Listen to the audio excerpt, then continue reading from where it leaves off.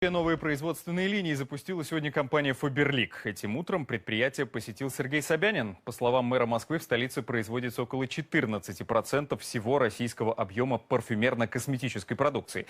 Сейчас власти Москвы рассматривают вопрос о предоставлении «Фаберлик» статуса промышленного комплекса.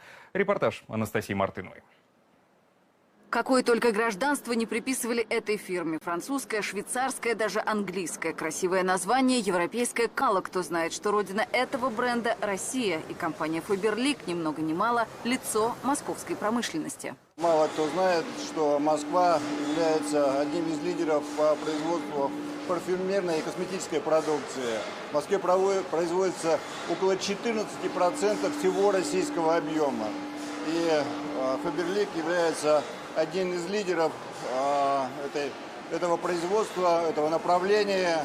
Я очень рад, что здесь рождается конкурентное производство, конкурентное не только для России, но и для мира, потому что вы 20% своей продукции уже поставляете на мировые рынки. Единственный на всю столицу цех декоративной косметики. На этом предприятии замкнутый производственный цикл. Все делают здесь, на нескольких этажах. Более 1000 наименований, среди которых и средства по уходу за кожей, и гели, и кремы, и даже зубная паста. Все продукты, безусловно, прежде чем выпускаться на рынок, продажа, мы проходим. В перспективе переход на автономность. В ассортименте более 1000 наименований. Продукция востребована. Ежегодно мощность производства удваивается. Открытые сегодня 2 автоматизированных линии по производству шампуней и гелей для душа позволят только в минуту изготавливать 80 наименований готовой продукции.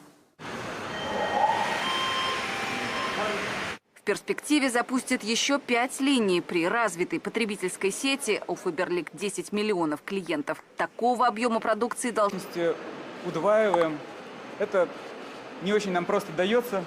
Все прибыльно это запускаем, поэтому, конечно, город готов нам помочь. Налоговые льготы существенно облегчат предприятию жизнь. Удастся законно сэкономить на оплате земельного и имущественного налогов, а прибыль пускать на развитие и зарплату работников. В коллективе «Фаберлик» 855 человек, и большинство из них москвичи и жители ближайшего Подмосковья. Анастасия Мартынова, Артем Расказихин, ТВ-центр, Москва.